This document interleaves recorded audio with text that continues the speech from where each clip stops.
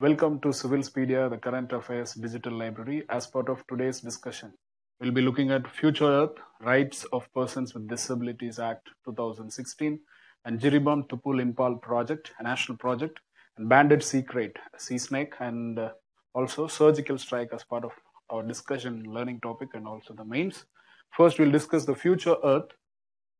Before entering into it, we should know what are some of the global environmental change programs. Some of these programs are World Climate Research Program, an International Geosphere Biosphere Program, a program named Diversitas, and a program called International Human Dimensions Program on Global Environmental Change. These were some of the programs which studied global environmental change or the change in the global environment. And these programs, particularly in the year 2001, have met to create a partnership, single partnership, so as to carry out these functions or these programs in a more efficient way and more inclusively to study or research on these areas. And thereby, according to the agreement or a decision in the year 2001 later, a new program called Earth Systems and Science Program was launched. Earth Systems and Science Partnership was launched, and later again in the year 2008 it was felt that a new and a strong system was required to study more about this sustainability and this anthropological impact on climate change, etc. And therefore in the year 2012 in United Nations Assembly occasion, a new program called Future Earth was launched. It started its operation only in the year 2015, although it was announced way back in 2012.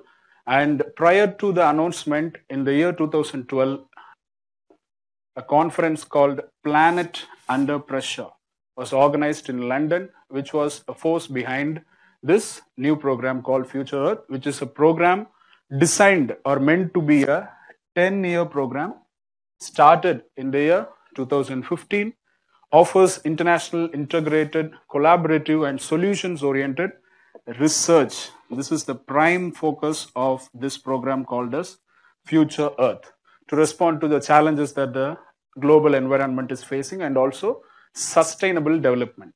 And the three important themes based on which research is carried out through this program is dynamic planet, global sustainable development, and transformations towards sustainability.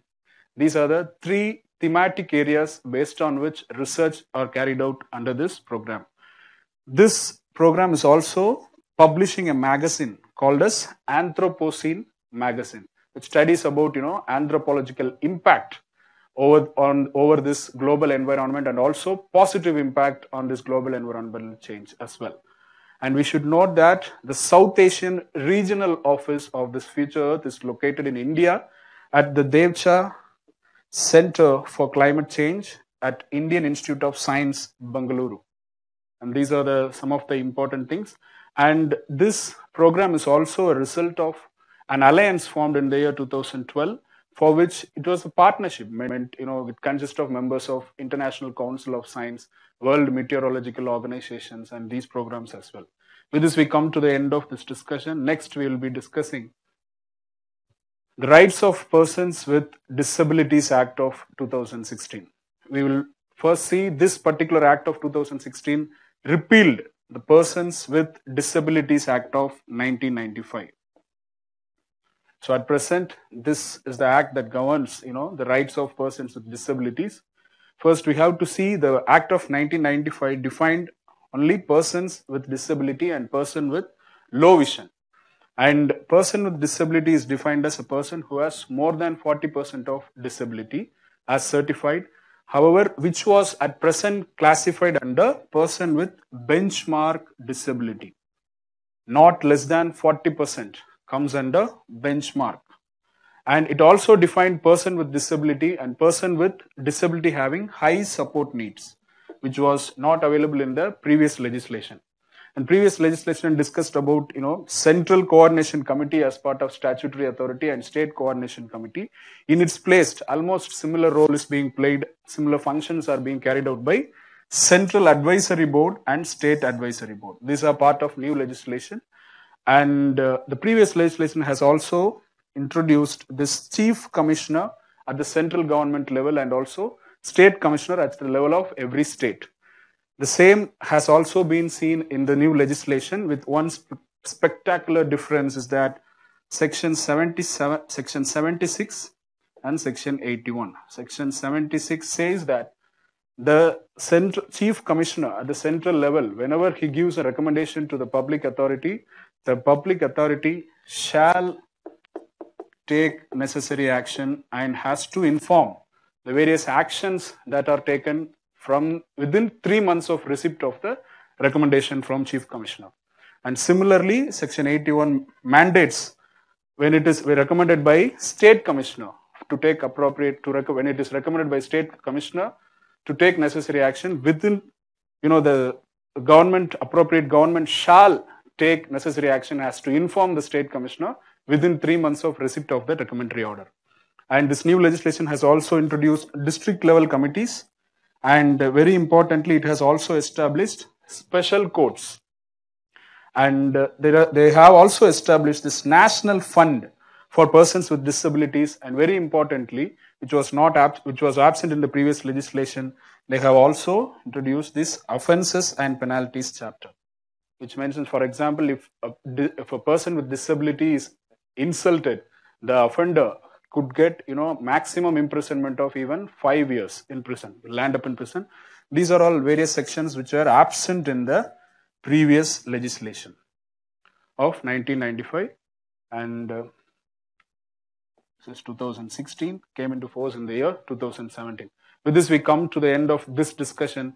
Next, we'll discuss about Jiribam Tupul Impal project. This project was a national project taken up in the year 2008 and declared as a national project, which is very important.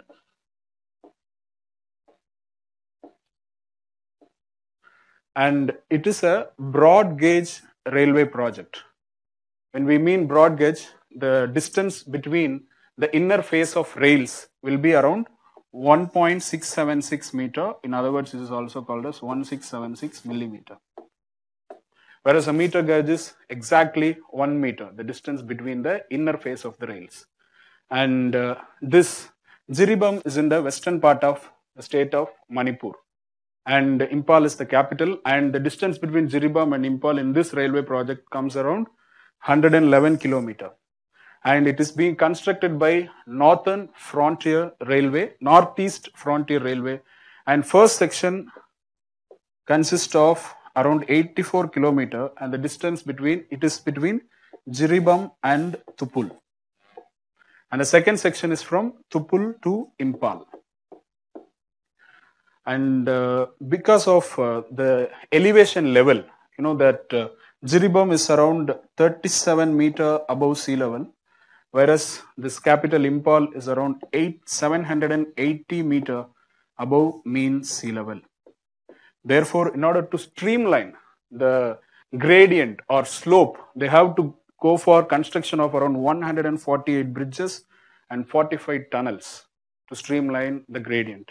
And some of the challenges faced while constructing these were the terrain was extremely difficult, and there are also militant outfits who carried out several attacks. Last 1 year itself, there have been 14 shootings, and they have been kidnapping engineers involved in this project. These were some of the challenges. And initially, this project was almost aimed at concluding in the year 2016. However, due to several challenges, now slated at some of the cases by 2020, but some also expect it could take even around 2022. With this, we come to the end of this discussion. Next, we'll discuss about banded sea krait. First, we should know what are the types, how many types are there. There are only 2 types called as Laticauda colubrina and Laticauda lacudata. And this is yellow-lipped sea krait, and this one is blue-lipped sea krait.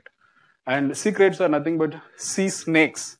But coming to the distribution, they are found in the Eastern Indian Ocean and the Western Pacific Ocean. This is Pacific Ocean, Western Pacific Ocean and Eastern Indian Ocean is where they are distributed. In India, they are spectacularly seen in the coast of Andaman and Nicobar. And it is an unusual sea snake because generally when we take snakes, either they live on land or on water. Even when you take sea snakes, most of true sea snake will live on inside the ocean. It will not come to the land. But this banded sea krait has a type of amphibious lifestyle or a life of an amphibian. It eats inside the ocean or a sea, but comes to the land, for the purpose of digestion, laying of eggs, sloughing or shedding of skin. For this purpose, the banded sea kraits, both the types come into the land. Therefore, we could not see these sea kraits living in open seas. They will be near the coast, so that they can enter into the land for the purpose of laying eggs, etc. They will be around islands as well. And some of the major threats that are faced by this banded sea krait are this anthropogenic disturbances such as coastal development and habitat destruction, because they have to come to land, right? Therefore, these two are the major threats. And according to IUCN, both the types of banded sea kraits come under least concern. And with this, we come to the end of this discussion. Next, we will discuss about surgical strikes. Before entering into the discussion, we will discuss the definition. It's a military attack for government on a precise target in the enemy territory. And without it should be carried out without wider damage to the civilians and neighboring structures of the target. And surrounding structures, surrounding properties, civilians should not be harmed whenever a surgical strike is carried out. And we should learn about the two important strikes recently carried out by India, surgical strikes. It's similar to a surgery. Whenever a surgery is performed on one body, it should not affect the another organ or another part of the body. Similarly, the term surgical strike.